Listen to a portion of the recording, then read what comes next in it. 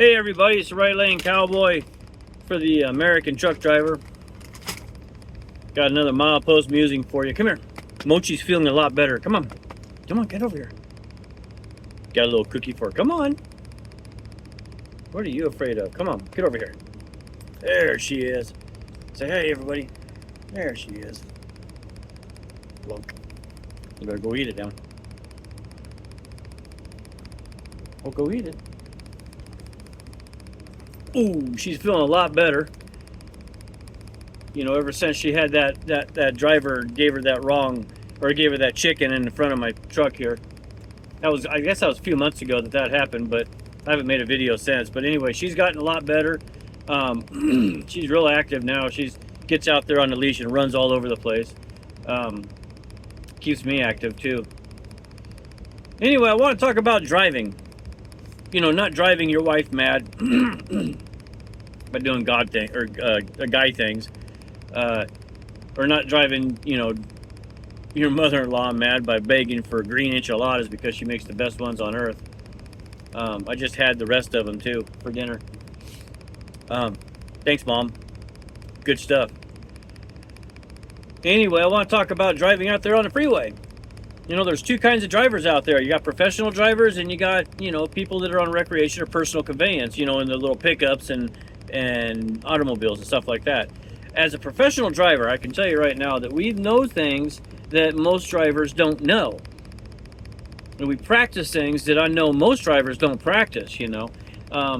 Go look up Smith 5-key safety, driving safety. If you just look up Smith 5 keys, or Smith system, Smith system 5 keys, you'll see what we learn out here and what we put into practice all the time. You know, you keep your eyes moving, make sure you know aim high in steering, keep your eyes moving. Make sure they see you, make sure they see you and leave yourself in out and whatnot. There's another one, I can't remember what it was, but anyway, it is what we do when we're driving these trucks all day long for 11 hours. Now, when I say that there's things that we do that the other people don't, when they're driving their car, first of all, people jump in their car and fire it up and get out there on the road, and they don't even know if they got low tires. They don't even know if they got, you know, if all their lights work. And 9 times out of 10, they figure out that something's going wrong when they're out there 65 or 70 on the highway. You got to figure that out. You got to figure out if something's going to go wrong before you get on the highway. I saw a steer tire on a Toyota Corolla blow out today, and she had no clue what she was doing. The lady was in the left lane. She was passing everybody, and I see this poof of smoke or poof of dust off the road and the tire and whatnot. And all of a sudden, it just starts flapping, and she's fighting that wheel like crazy. And I'm way back. You know, I'm like maybe 200-300 yards behind her. She has plenty of time to get over to the right, get on the right shoulder, get off into the dirt, and get into a safe spot and slow it down. But no, she stops in the left lane. I don't know what possesses a person to do something like that. You got to keep your mind about you, man. You're in a car, and just because it's a little car, not an 18-wheeler, it's still something that if it goes out of control, can kill you or kill somebody else. You got to keep your mind about you when you're driving these vehicles. Well, anyway, they don't do pre-trips. They don't even keep an eye on their oil or anything like that. When they get out there on the road, they don't use. I can't think of the acronym. Basically, it's look over. You signal. Smog. Signal, mirror, over shoulder, go. In other words, you signal what you're going to do. If you're in the right lane, you're going to go to the left lane, you signal left. Let it blink 5 times. Look over your shoulder. Make sure there's nobody there. Okay? Look in that mirror. So you signal, you look in that mirror, you look over your shoulder, and if there's nobody there, then get over there. Let it happen. Or make it happen. And then you cancel your signal and you keep on going. Nobody knows that. Most people don't know that. When you're driving down the road and you're getting on the freeway on an on-ramp, I've talked about this in numerous videos. Look over that left shoulder as you're coming down that on-ramp. You know, you get comfortable with where you are in the on-ramp to where you got control. If you look away from the road over your shoulder, you know you're not going to, veer off or whatever. Make sure you can find a space in the traffic down there if there is traffic on the freeway. Match the speed of the traffic on the freeway before you get on the freeway. Don't get out there at 45 miles an hour when the speed limit's 75 and make other people slow down. That's illegal, first of all. Number two, you got to yield to the people on the freeway. Freeway doesn't have to yield to you, provided you're the one that's on the on-ramp. When you're going down the road and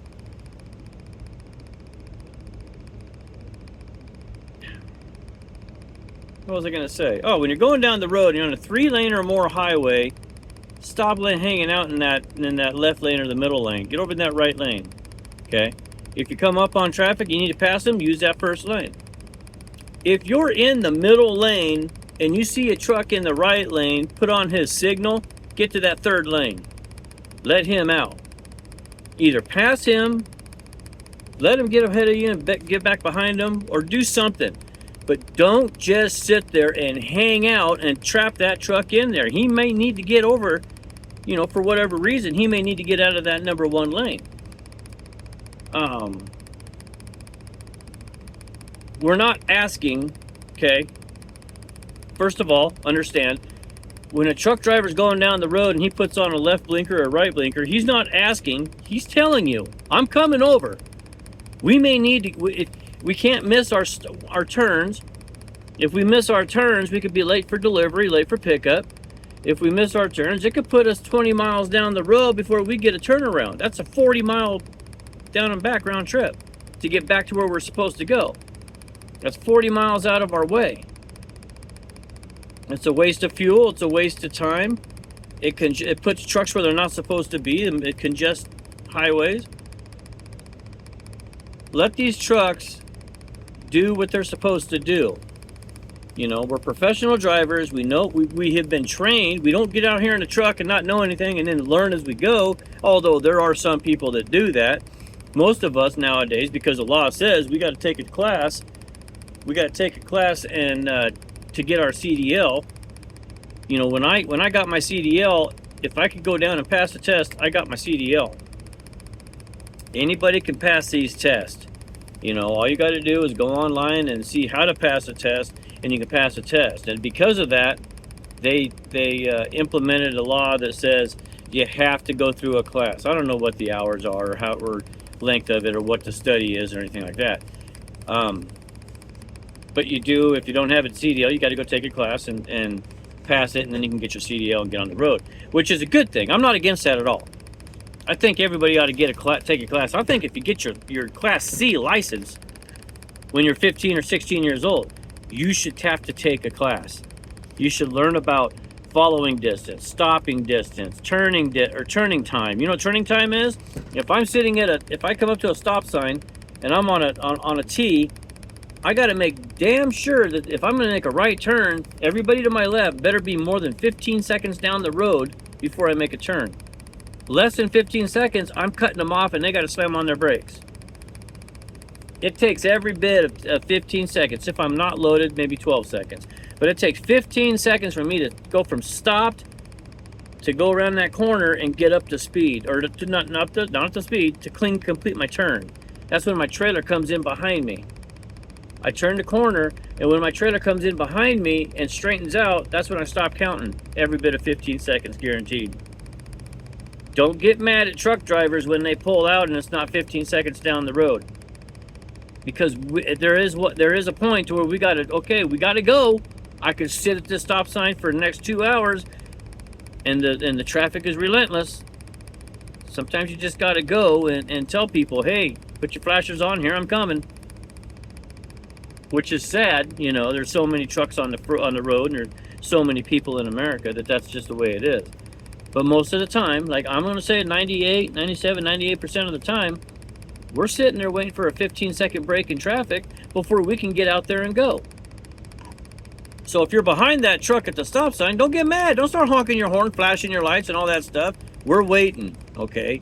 We got to determine how fast this traffic is going. Then we got to determine, are they 15 seconds down the road? If you're teed up to a stop sign, if you're teed up to a crossroad and you're gonna take a right on that crossroad, and that crossroad is 60 miles an hour, they got to be 1,500 feet, 1,500 feet down the road before we have time to get around that corner. At 65 miles an hour, you do roughly 100 feet a second. 90 some feet a second. Sorry about that. Good God. I got sciatic nerve like crazy from that last job I had. There we go. Had to get comfortable in this chair. I got me a folding chair between the seats. Anyway, so there's that. There's the turning radius, or the turning, not radius, the turning time. I covered the following distance, the stopping distance. Oh, by the way, if you see a truck at a stoplight and they're pulled back 10, 15 feet from that stop line, there's a reason for it. Don't get in front of us. That's not a space for you to jump in front of us. That space is in case I get rear-ended, I'm not going to get shoved out into that intersection to get T-boned. Well, same thing should go for everything from motorcycles to VW, or from VWs, little bugs, all the way up to big cars and trucks and pickup trucks, Ford F-350s, 250, 150. If you're a vehicle, don't stop on a stop line. You don't give yourself any room, for a collision behind you. You want to be able to get that truck stopped after you get hit before you go into the intersection. Because if you don't, you can get T-boned and killed. So don't jump in front of them. Don't jump in front of somebody who's sitting back 10, 15 feet. A lot of guys that make right turns in these big trucks, they do it wrong. They go wide. They go wide to the left and then they make the right turn. Number one, that's illegal. If you're on a 2-lane road, that's illegal.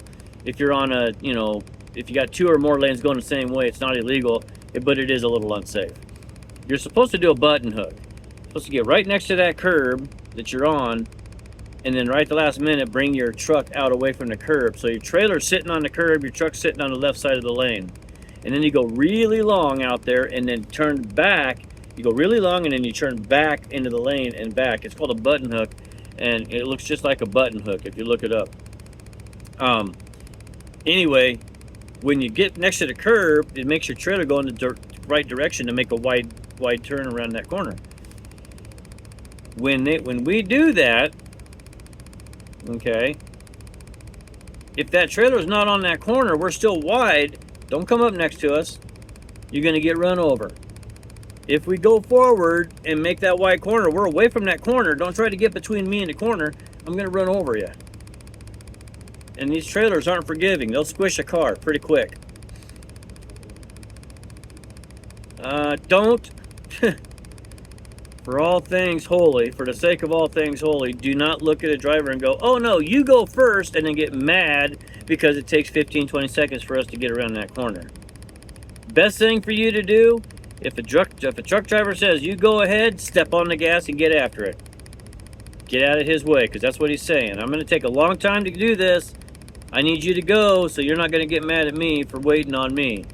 So when he says go ahead, get after it. Like some of my buddies say, drag up and get gone, So anyway, yeah, driving out there on these highways and byways around truck drivers, you gotta get in their mind frame. You gotta get in their mindset. What are they doing? What do you think it looks like they're gonna be doing? In other words, put what they're doing in context with 10 seconds past and 10 seconds future. And you'll start to understand, what we're gonna do. Or what it looks like we're gonna plan on doing. Watch your blinkers, watch their turn signals. We got turn signals, 2 on the back, 2 on the side of the trailers, 2 on the side of the tractor, and 2 in front of the tractor. We got 8 turn signals on this truck. We got 6 mirrors. We can see you all over the place. It's another thing drivers don't do. They don't watch their mirrors. Watch your mirrors. In an 11-hour day, I watch my mirrors more than 1,900 times. Every 15 seconds. I'm looking at 6 mirrors every 15 seconds. I got 3 on the right, 3 on the left. I look at my top mirror. I look down to my fisheye mirror. I look at my hood mirror. I go across my hood mirror. I look at my top mirror. I look at my fisheye mirror. And I'm done. That way I can see everything on both sides of me for a half a mile back or more, and everything right next to my tractor and everything right next to my trailer. I know exactly what's going on around me, and I do it every 15 seconds. It's, well, anywhere from 5 to 15 seconds. Sometimes if I'm in heavy traffic, it's about every 5 seconds. I want to know if that truck, that motorcycle, rather, excuse me, is coming up next to me and trying to cut traffic or split traffic. I want to know that. And I want to know that before he comes blowing by me and surprises the hell out of me and scares me. Because if my window's down and you got some big old, loud pipe saves lives dude on a motorcycle, it's going to startle you. It's going to freak you out. So I look at that mirror and make sure, hey, we don't have any jackwagons coming up splitting traffic. So there's that. There's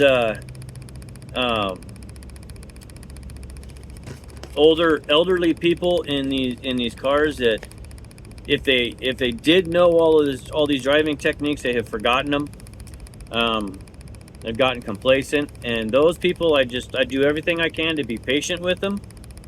Most of us do. There's a lot of drivers out here that get really mad. They're sick and tired of all the BS that we drivers have to put up with out here on the road. But talking to all you drivers out there, I hope you have a little bit of patience with those elderly folk, man. Let them step back, make that load weight a little bit, and let them get down the road. Get out of your way. But them young whippersnappers, man, they don't get a pass. If they're coming down that on-ramp and I'm in that number 1 lane, I can't get over, I'm not slowing down. I'm maintaining my speed. If they don't want to look over their shoulder, their left shoulder, to see me, I'll even toot my horn and say, hey, I'm over here. If they don't want to hear that, screw them. I hope they don't hit me. I really hope they don't hit me. 9 times out of 10, they'll see me, because I'll sound my horn, my city horn and my train horn, and they'll see me. And then they'll have to ride on the shoulder for a minute to either get ahead of me or slow down, let me pass. But they don't get a pass. Elderly folk, I'll let them get a pass, but they don't get a pass. So anyway, learn that Smith system. Look up Smith system and learn what we all learn out here, and we practice and how we drive out here every day. So sorry we had to talk about.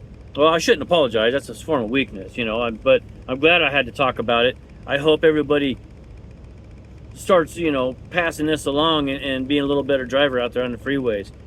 People are dying because of all the shenanigans and BS out there. So anyway, you guys have a good night, and God bless. Later.